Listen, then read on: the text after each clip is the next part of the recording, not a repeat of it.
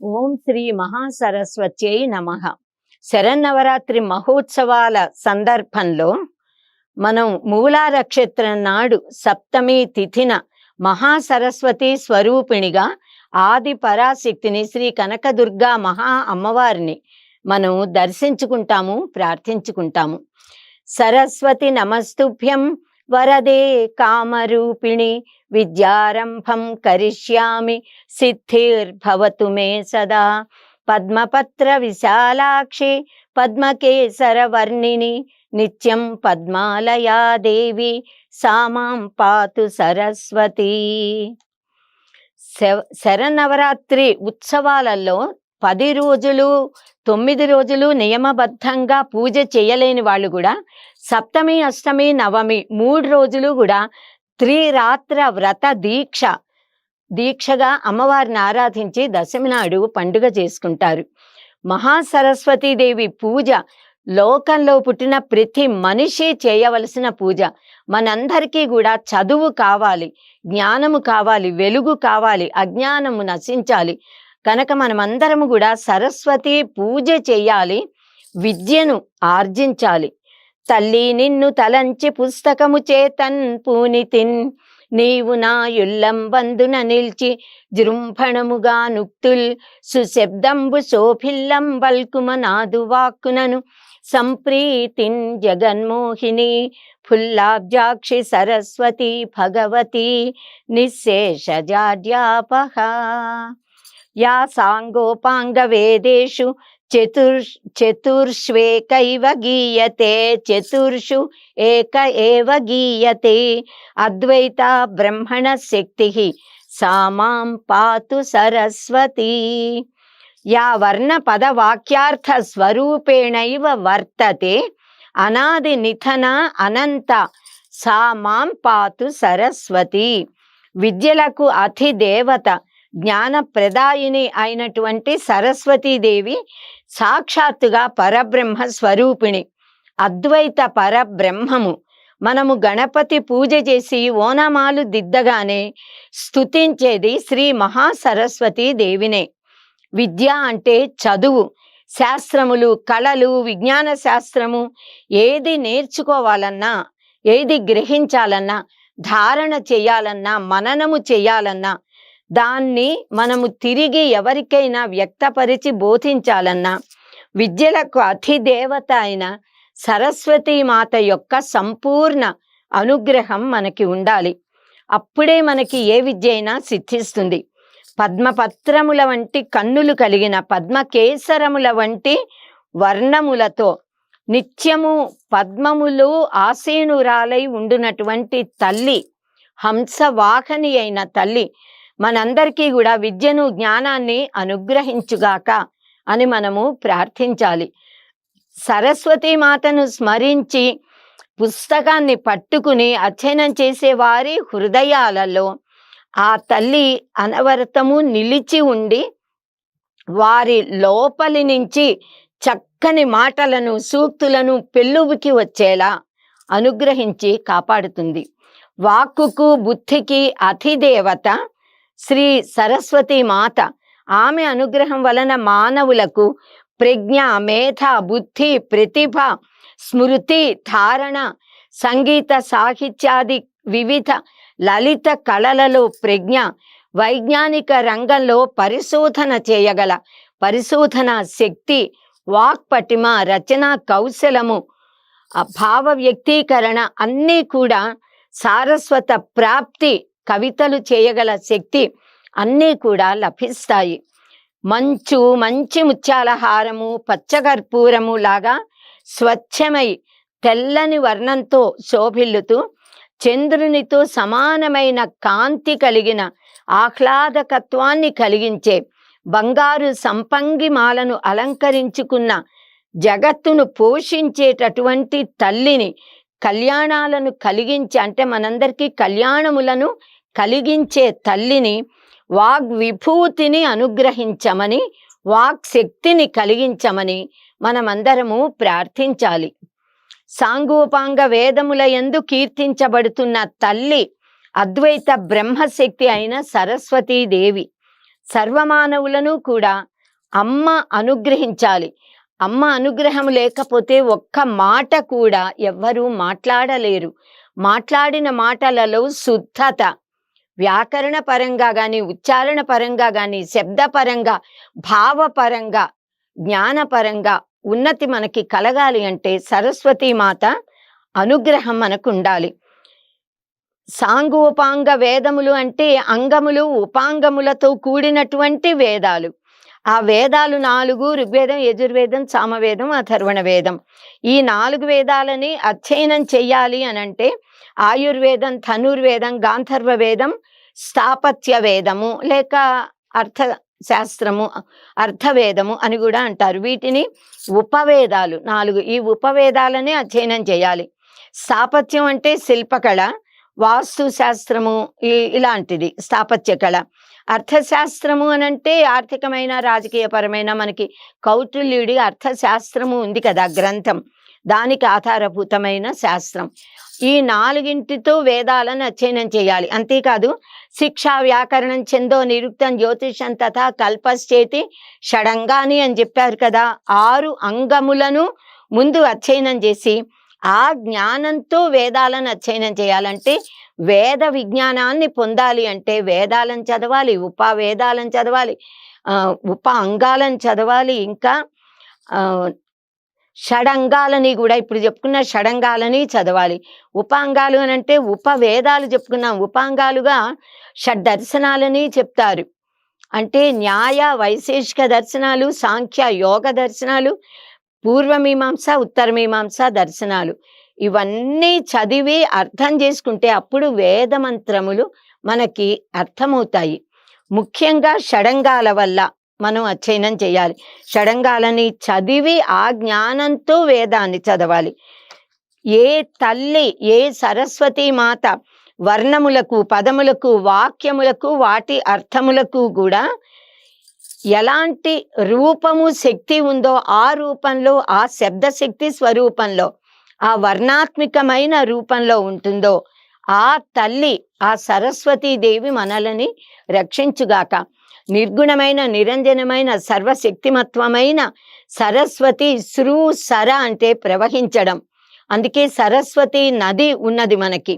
సరస్వతి మాతను జ్ఞానాధి దేవతగా మనము పూజిస్తున్నాము, ప్రార్థిస్తున్నాము, అనుగ్రహం కోరుకుంటున్నాము. శ్రూ సర అంటే ప్రవహించడం, అంటే గురువుల నుంచి శిష్యులకి, పెద్దల నుంచి చిన్నలకి, తల్లిదండ్రుల నుంచి పిల్లలకి, వంశ పారంపర్యంగా ఋషుల నుంచి అలా అలా ప్రవహిస్తూ వస్తున్న జ్ఞాన గంగ సరస్వతీ మాత కనుక ఇలాంటి సరస్వతీదేవిని మనం ఓం ప్రణోదేవి సరస్వతి వాజేభిర్వాజినీవతి ధీనామవిత్ర్యవతు అనేటటువంటి మంత్రముతో మనం అందరం, మంత్ర శ్లోకంతో మనకి చక్కని వాక్కులని, బుద్ధిని ఇవ్వమని మనం ప్రార్థిస్తున్నాము. అలా ప్రార్థించాలి. జ్ఞాన గంగ ఇలా ప్రవహిస్తుంది కనుక సరస్వతి నది నీరు కూడా ప్రవహిస్తుంది. సరస్వతీ మాత నదీ రూపంలోనూ ఉండి పాపాలను పోగొట్టి పవిత్రుల్ని చేస్తోంది. దైహికమైన, మానసికమైన పవిత్రతని, ఆధ్యాత్మికమైన పవిత్రతని కూడా నది ఇస్తూ ఉంటే, జ్ఞాన రూపంలో, వాక్కుల రూపంలో, మాటల, శాస్త్రముల బోధల రూపంలో, విద్య రూపంలో సరస్వతీదేవి మనకి జ్ఞానాన్ని కలిగిస్తోంది. ఆ జ్ఞానం వల్లే లోకంలో సుఖంగా బ్రతకగలుగుతున్నాము. మనకి జ్ఞానమే కాదు, ఆ జ్ఞానము పరాజ్ఞానము, లౌకికమైన పరావిద్యలు, అపర విద్యలు, పారలౌకికమైన పరావిద్య, బ్రహ్మ విద్య, అన్ని విద్యలకి అధిదేవత సరస్వతీ మాతే.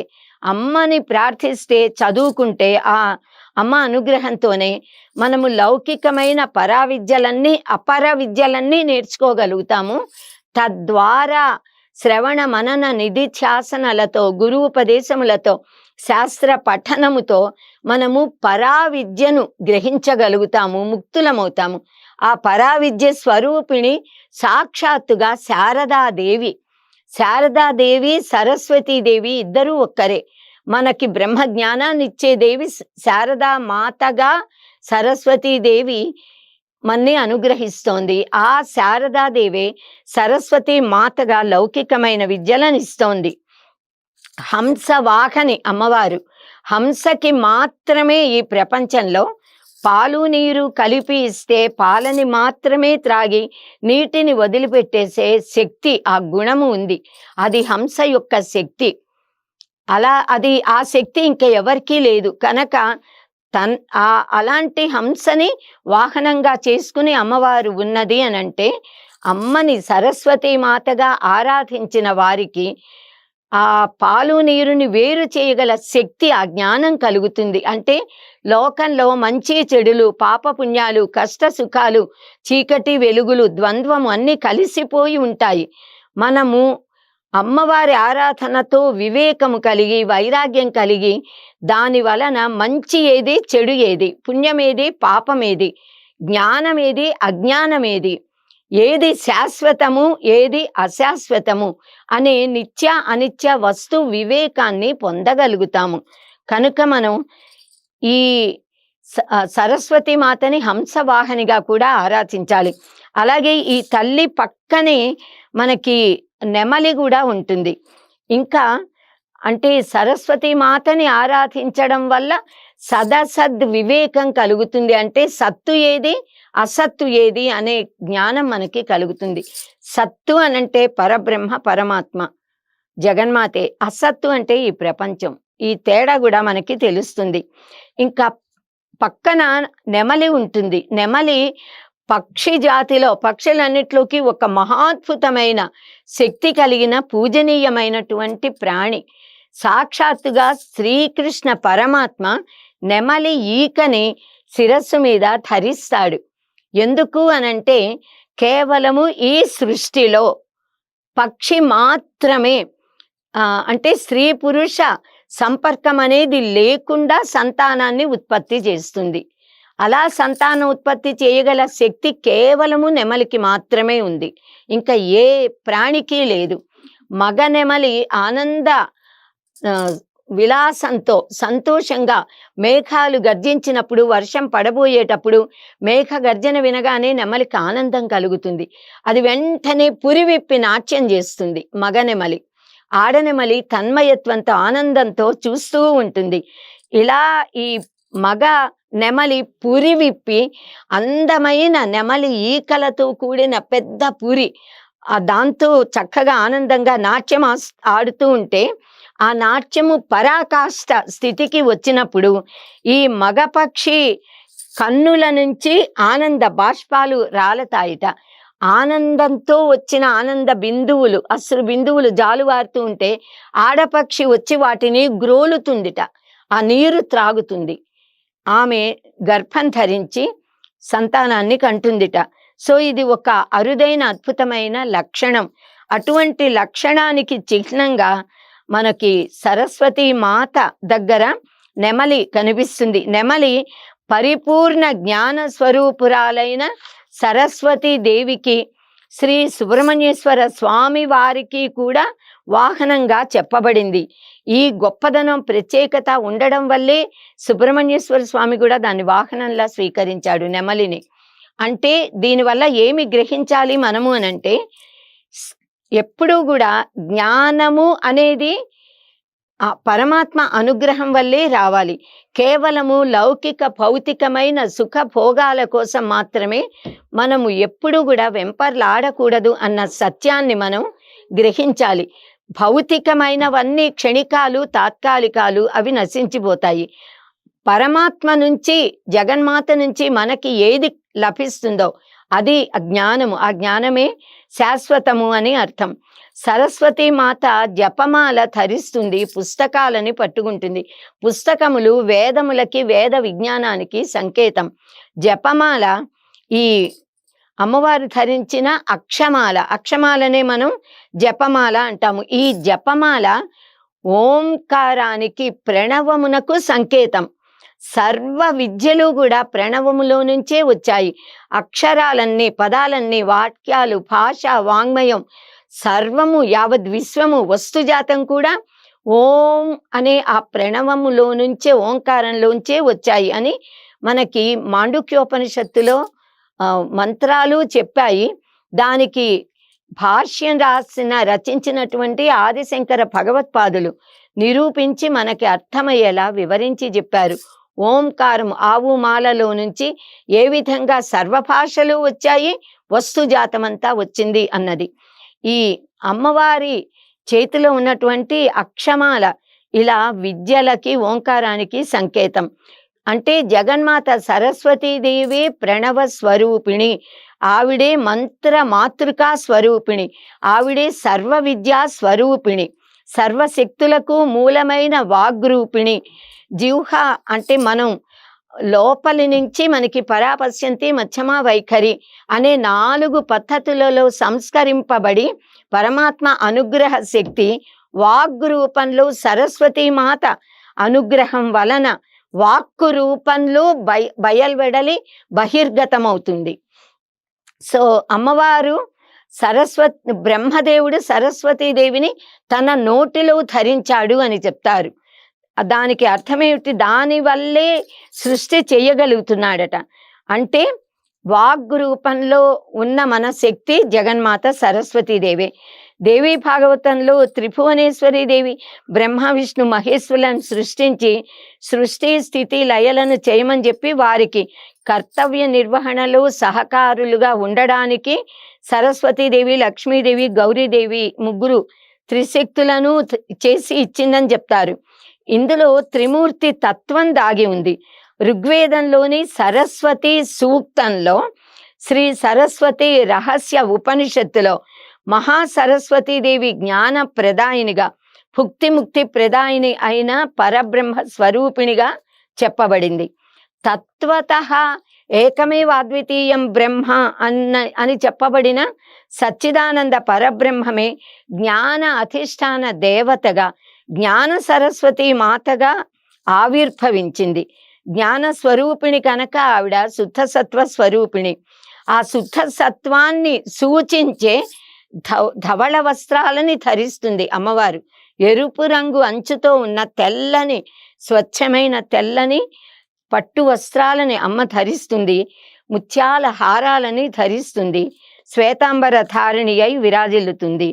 కనుక అమ్మవారి చేతిలో ఉన్నటువంటి ఆ వేద నిదర్శనమైన పుస్తకాలు, ఓంకారాన్ని సూచించే జపమాల, ఇవన్నీ కూడా చాలా మహిమోపేతమైనవి అని వేదములు సాక్షాత్తు అవి కూడా దేవతలు, దేవతా స్వరూపాలే, సర్వశక్తిమంతములే అని వేదంలో ఉన్న సరస్వతి సూక్తంలో సరస్వతి రహస్య ఉపనిషత్తు అని ఉంది. అందులో సరస్వతి మాత తత్వాన్ని చెప్పారు, మంత్రాలను ఇచ్చారు, ఎలా ఆరాధించాలో కూడా తెలియజేశారు. సరస్వతి మాత తన చేతిలో వీణని ధరించి ఉంటుంది. ఆ వీణ పేరు కచ్చపి. కచ్చపి అనంటే అసలు తాబేలు అని అర్థము. ఆ పదానికి అర్థం ఆడ తాబేలు.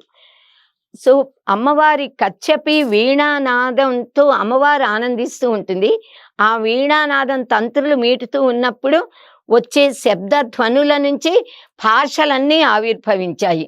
సృష్టి అంతా ఆనంద పరవశమై జ్ఞానంతో విరాజిల్లుతోంది. అంటే పరదేవతను ఎవరు ఈ జగన్మాతను వీణానాదంతో ఆరాధిస్తారో వారందరూ కూడా అమ్మవారికి అత్యంత ప్రియమైన భక్తులు. కచ్చపి వీణా స్వనం ఆ శబ్దంలో నుంచి విద్యలు శాస్త్రాలు అన్నీ ఇలా జాలువారుతున్నాయి అని చెప్తారు మనకి ఆ ఉపనిషత్తులలో. సరస్వతి మంత్రము అంత గొప్పది. సర్వ ప్రాణులలో ఉన్న వాక్ శక్తి, శబ్దశక్తి, కవన ధారణ ప్రవచన ఈ శక్తులన్నీ, గ్రంథ రచనా శక్తి, స్వర సంధాన శక్తి, గీత వాద్య శక్తి, ఇవన్నీ కూడా అమ్మవారి సరస్వతీదేవి యొక్క వివిధ ప్రకటిత రూపాలు. ఈ తల్లి సచ్చిదానంద నాద బిందు కళా స్వరూపిణి, శబ్ద స్వరూపిణి, ఓంకార స్వరూపిణి.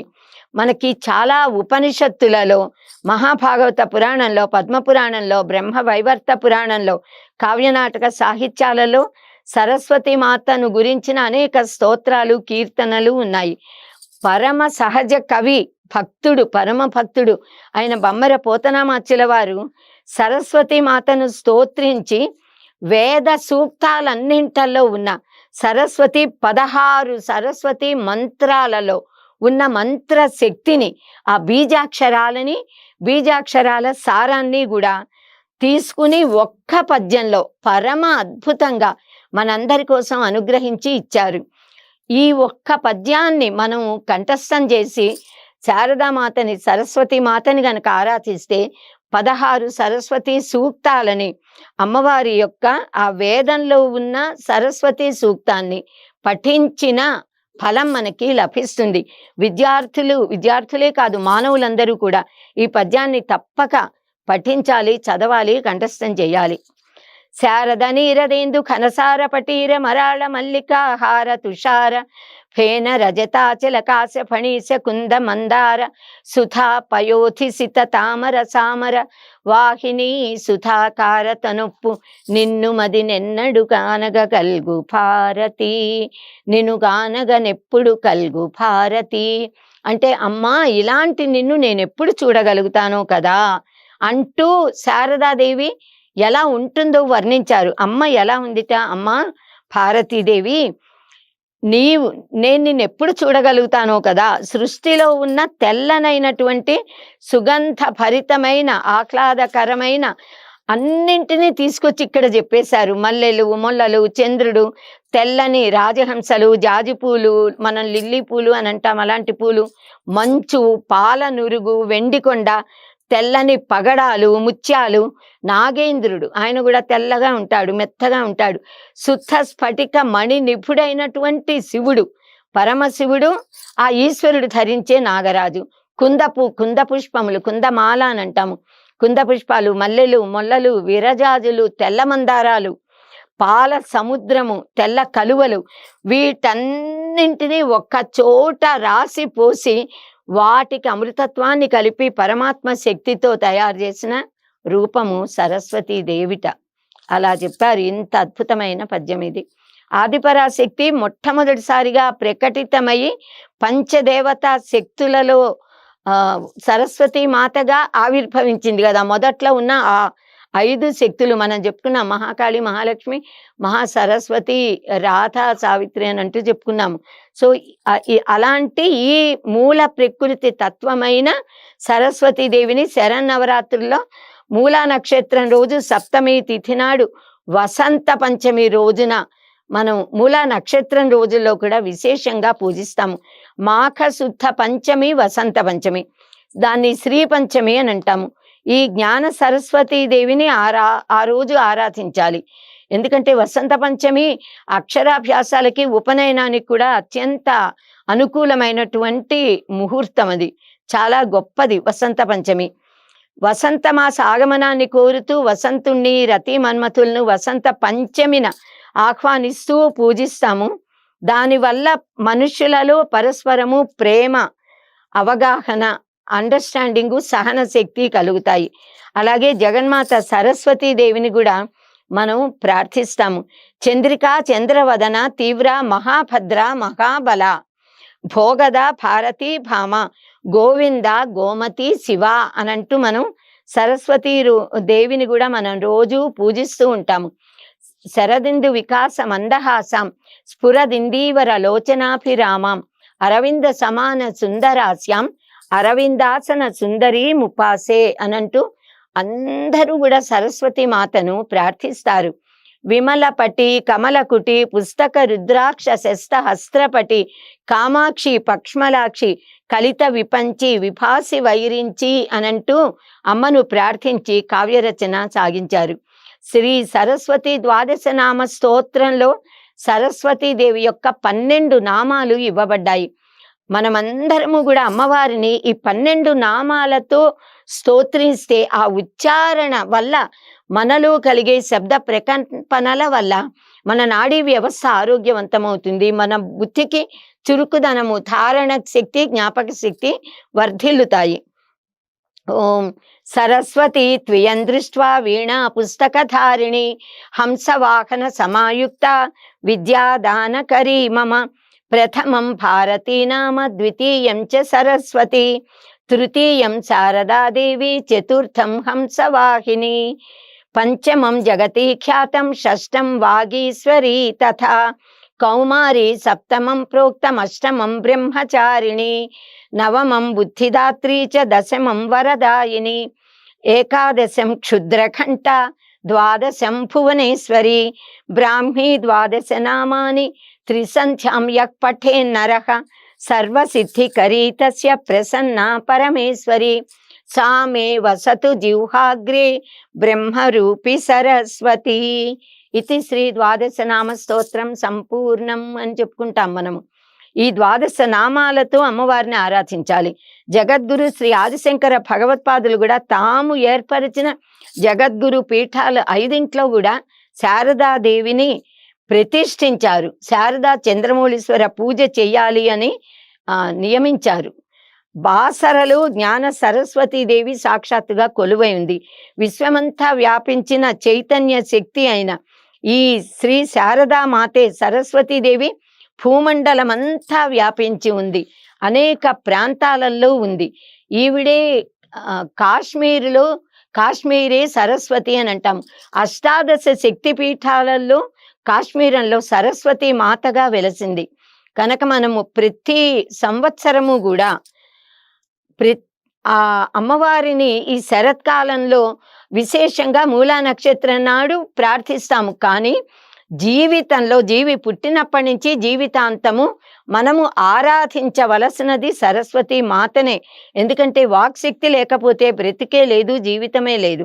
మూలా నక్షత్రం నాడు సరస్వతీదేవిని విగ్రహంలోకి కానీ పటంలోకి కానీ కలశంలోకి కానీ దేనిలోకైనా ప్రతీక ఉపాసన అని అంటాము. అలా ఆవాహన చేసి మనము సరస్వతి దశ శ్లోకాలతో కానీ ద్వాదశనామ స్తోత్రంతో కానీ బీజయుత మంత్రాలతో, ఐం అనేది సరస్వతి బీజము. కాళిదాస మహాకవి కేవలము ఐం బీజ అక్షర జపంతో సరస్వతి మాతే కాళికాదేవిగా వచ్చి ఆయన అనుగ్రహించి మహాపండితుణ్ణి చేసింది. ఈ ప్రణోదేవి మంత్రంతో కానీ ఆనోదివ ఇతి అనే ఒక మంత్రం ఉంది. పావకాన అనే ఒక పరమ పవిత్రమైన మంత్రం, మహా అర్ణ అనే మంత్రం, యద్వాగ్వదంతి అని అంటే ఇంకొక మంత్రం, ఓం దేవీం వాచ్యం అజయంత దేవాహన్ అంటే అదొక మంత్రం. ఇలాంటి ఏ మంత్రాలతోనైనా మనం కనుక అమ్మవారిని ఉపాసిస్తే వారందరూ కూడా సరస్వతీదేవి అనుగ్రహాన్ని పొందుతారు. ఆద్యంత రహిత అయిన జగన్మాత అనుగ్రహంతో అందరూ కూడా చాలా శక్తిమంతులవుతారు. ఈ జగన్మాత అమ్మవారిని అనేక నామరూపాలతో కూడా స్తోత్రించారు. ఈవిడ ఘంటా, శూలము, ముసలము, హలాయుధము, శంఖము, చక్రం, విల్లు, బాణాలు అనే ఆయుధాలని తన అత్యంత కోమలమైన తామర పూల వంటి హస్తాలలో ధరించి శరత్కాలపు చంద్రుని కాంతి వంటి కాంతి కలిగి గౌరీదేవి శరీరం నుంచి ఆవిర్భవించిన దై అమ్మవారు ముల్లోకాలకి ఆధారభూతమై మహా అనే విశేషణంతో కూడిన తన పరబ్రహ్మతత్వాన్ని తెలియజేస్తున్న మహా సరస్వతి దేవిగా అందరితో ఆరాధించబడుతోంది, అనుగ్రహిస్తోంది. మహాకాళి, మహాలక్ష్మి, మహాసరస్వతి స్వరూపిణి అయిన ఆది పరాశక్తి సరస్వతి మాతగా మనలోని అజ్ఞానాన్ని, అవిద్యని, అహంకారం, మమకారాలని అన్నిటినీ కూడా పోగొట్టి మనకి శక్తినిస్తోంది. విద్యా సమస్త తవ దేవి భేదాహ స్త్రియ సమస్త సకల జగత్సు త్వయైకయా పూరితమంబయైతత్ కాతే స్తుతి స్తవ్య పరా పరోక్తి. అంటే అమ్మ సరస్వతీదేవి సమస్త విద్యలు, మంత్రలు, ఉపాసనలు అన్నీ కూడా నీ భిన్న రూపాలే తల్లి. నీ లోకంలో స్త్రీలంతా నీ అంశలే, నీవే తల్లివి. అమ్మలగన్న అమ్మవి అనంటూ అమ్మలగన్నయ్యమ్మ ముగ్గురమ్మల మూలపటమ్మ అనంటూ కీర్తించిన జగన్మాత కూడా మహా సరస్వతి దేవియే. సో ఇలాంటి సరస్వతి మాత యొక్క అనుగ్రహము ఎవరికి ఉంటుందో వారు బ్రహ్మజ్ఞానంతో ప్రకాశిస్తారు.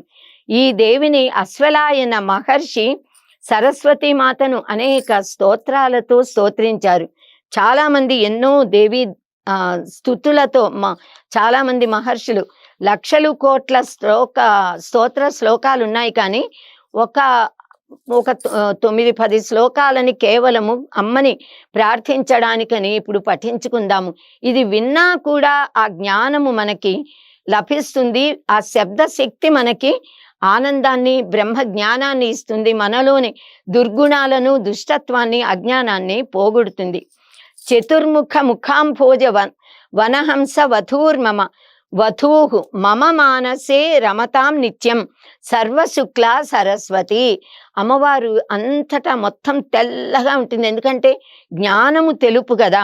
కనుక చతుర్ముఖ బ్రహ్మదేవుడి ముఖము అనే పద్మవనంలో విహరించే హంసవైనటువంటి పరిపూర్ణంగా స్వచ్ఛమైన తెల్లదనం కలిగిన సర్వశుక్లమైన సరస్వతి మాత, నీవు నిత్యము నా మనస్సులో, నా హృదయంలో, నా బుద్ధిలో ఉండి నన్ను అనుగ్రహించు, నాకు ఆనందాన్ని కలిగించు. నమస్తే శారదాదేవి కాశ్మీర పురవాసిని త్వామహం ప్రార్థయే నిత్యం విద్యాదానం చ దేహిమే. అమ్మా, కాశ్మీర పురవాసినివైన నిన్ను నేను ప్రార్థిస్తున్నా, నాకు నిత్యము విద్యని దానంగా ఇవ్వు తల్లి. మనందరం ఇలా ప్రార్థించాలి. అక్షసూత్రాంకుశధర పాశ పుస్తక ధారిణి ముక్తాహార సమాయుక్త వాచి తిష్టతు మే సదా. జపమాలను, అంకుశాన్ని, పాశాన్ని, పుస్తకాన్ని ధరించి ముత్యాలహారంతో ప్రకాశించే సరస్వతి మాత, నీవు ఎప్పుడూ నా వాక్కులలో నివసించి ఉండు, నాకు వాక్శక్తిని అనుగ్రహించమ్మా. కంబుకంఠి సుతామ్రోష్టి సర్వాభరణ భూషిత మహాసరస్వతీదేవి జిహ్వాగ్రే సన్నివేశ్యతాం. తల్లి, శంఖం వంటి మెడ కలిగిన ఎర్రని పెదవులు, అందమైన పెదవులు, దొండపండు వంటి పెదవులు అని అంటారు, కలిగిన సర్వాభరణ భూషితమైన మహాసరస్వతీదేవి తల్లి, నీవు నా జిహ్వాగ్రంలో నివసించమ్మా. అంటే మనం మాట్లాడే ప్రతి మాట ధర్మబద్ధమైనదవ్వాలి, సత్యం అవ్వాలి. సత్యవాక్కులే, మంచి మాటలే, హితకరమైన వాక్కులే మన నోటి వెంట రావాలి. యా శ్రద్ధ ధారణా మేధ వాగ్దేవి విధి వల్లభ భక్త జిహ్వాగ్ర సదన శమాది గుణదాయిని. అమ్మ తల్లి, ఏ జగన్మాత యా శ్రద్ధ ధారణా మేధ, ఈ అమ్మవారి ఆరాధన వల్లే మనకి శ్రద్ధ కలుగుతుంది, ధారణా శక్తి, మేధాశక్తి వర్ధిల్లుతుంది. ఈ అమ్మ వాగ్దేవి, బ్రహ్మదేవుడి యొక్క భార్య, విధి వల్లభ. అలాంటి తల్లి, నీవు నా జిహ్వాగ్రంలో ఉండి నాకు శమదమాది గుణములను అనుగ్రహించమ్మా అని మనం ప్రార్థిస్తున్నాము.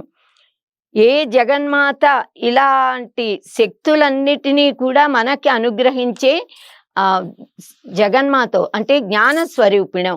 ఆ జగన్మాతే మనకి శమదమాదులు అంటే ఇంద్రియ నిగ్రహాన్ని కలిగించుగాక అని. చంద్రరేఖ చేత అలంకరించబడిన కేశపాశాలతో ఉండే తల్లి మనలో ఉన్న తాపాలని, భవతాపాన్ని, లోకంలో జనన మరణ వలయంలో పడే తాపాన్ని తొలగించాలి. అమృత స్వరూపురాలైన జగన్మాత మనకు అమృతత్వాన్ని ఇవ్వాలి అని మనము ఆ మాతని ప్రార్థిస్తున్నాము. నమామి యామిని నాథ రేఖాలంకృత కుంతలాం భవానీం భవసంతాప నిర్వాణ సుధా నదీం. యః కవిత్వం నిరాటంకం భుక్తి ముక్తి చ వాంఛతి సహ అభ్యర్చ్యతాం దశ శ్లోక్య నిత్యం స్తౌతి సరస్వతి. ఎవరు నిరాటంకమైన కవిత్వాన్ని, భుక్తిముక్తులను కోరుకుంటారో వారు ఈ తల్లిని పూజించి ఇప్పుడు మనం చేస్తున్న ఈ దశ శ్లోకి చేత ప్రార్థిస్తామో వారికి సరస్వతి మాత సంపూర్ణ కటాక్షం లభిస్తుందిట. తస్యైవం స్తువతో నిత్యం సమర్ప్యత్యత సరస్వతిం భక్తి శ్రద్ధాభియుక్తస్య షాణ్మాసాత్ ప్రత్యయో భవేత్. ఎవరైతే ఇలా అమ్మని ప్రార్థిస్తారో, 6 నెలలు భక్తి శ్రద్ధలతో జపిస్తారో వారికి అమ్మవారి మీద అచంచలమైన విశ్వాసము, అమ్మ అనుగ్రహించే జ్ఞానము లభిస్తుందిట. తతః ప్రవర్తతే వాణి స్వేచ్ఛయా లలితాక్షర గద్య పద్యాత్మకై శబ్దై అప్రమేయై విపక్షితై అశ్రుతో బుచ్యతే గ్రంథ ప్రాయ సారస్వత కవి. అంటే అంతటా కూడా ఈ లలితాక్షరములు కలిగినటు, లలితమైన అక్షరాలు కలిగిన వాణి, వారిలో నుంచి ఎవరైతే 6 నెలలు ఉపాసిస్తారో, మంత్ర జపం చేస్తారో, ఈ శ్లోకాలని పఠిస్తారో వారికి స్వేచ్ఛగా మాట్లాడే వాక్ శక్తి కలుగుతుందిట. గద్య పద్యాత్మకాలైన, అప్రమేయములైన, వివక్షితములైన శబ్దాలతో మాట్లాడగలుగుతారట. వాటిని విన్నా చదివినా కూడా వారికి ఇలా చూడగానే ఆ జ్ఞానం కలుగుతుందిట. అటువంటి వారికి చదవని, చూడని శాస్త్రముల, గ్రంథముల జ్ఞానము కూడా దర్శనమిస్తుందిట. అంటే అమ్మని ప్రార్థిస్తే అష్టాదశ విద్యలని కూడా ఆవిడ అనుగ్రహిస్తుంది. అనుగ్రహించేటప్పటికల్లా అలా కష్టపడి ఏళ్ళకేళ్ళు చదవకపోయినా ఆ జ్ఞానం మనకి స్ఫురిస్తుంది, లభిస్తుంది.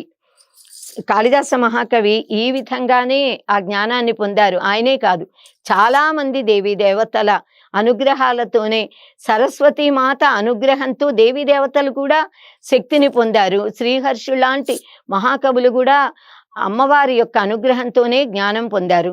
సరస్వతీమాత అనుగ్రహంతోనే అందరూ కూడా వివేకవంతులై మనగలుగుతారు.